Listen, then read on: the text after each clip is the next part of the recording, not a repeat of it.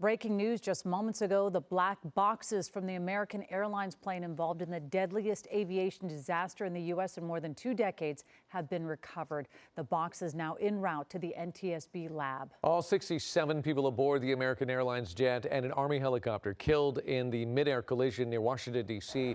Reporter Josh Einiger from our sister station WABC is live at Reagan National Airport where flights are resuming. Josh?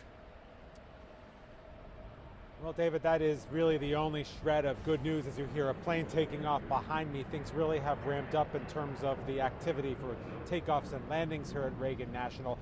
But just past the edge of the tarmac in the water, that is where 67 people ended up losing their lives. The frantic search for survivors in the icy Potomac gave way this morning to the grimmest reality. At this point, we don't believe there are any survivors. Not a single survivor after America's worst aviation disaster in a decade and a half. A loss of life in an aviation accident is very unusual in the United States, and our heartfelt sorrow goes out to everyone that's affected. It affects us, it affects everyone around us.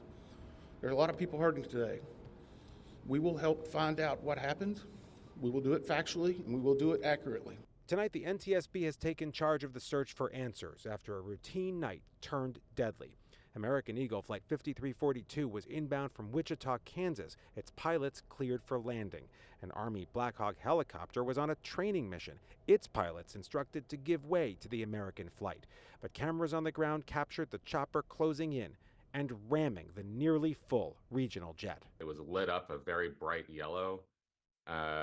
And there was a stream of sparks underneath the plane. In the nation's capital, military helicopters routinely share airspace with commercial traffic in and out of National Airport. But how did the Black Hawk collide with that jet? The newly sworn-in defense secretary says mistakes were made. We anticipate that the investigation will quickly be able to determine whether the aircraft was in the corridor and at the right altitude at the time of the incident. As one nation, we grieve for every precious soul that has been taken from us so suddenly, and we are a country of we are in mourning.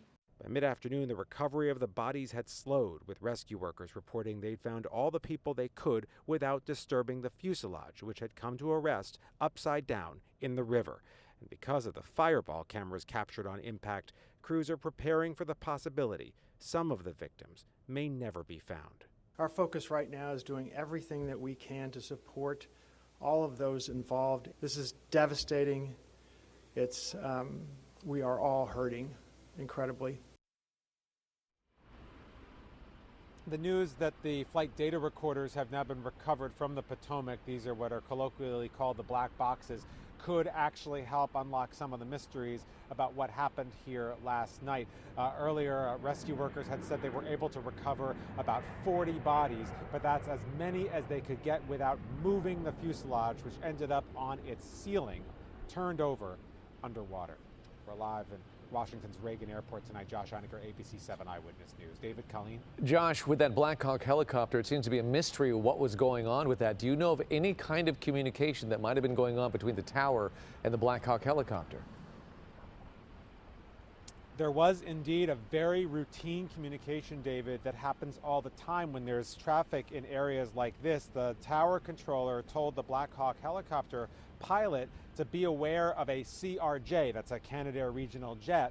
And the chopper, the Black Hawk pilot, responded he had that aircraft in sight and that he would maintain visual separation. These are very common communications. But there is some question right now about whether the chopper pilot was looking at a whole different airplane, perhaps the next to arrive that might have been 3 or 4 miles away and not the one that was basically right on top of him at that moment. Incredible. All right, Josh Einiger, thank you for that report.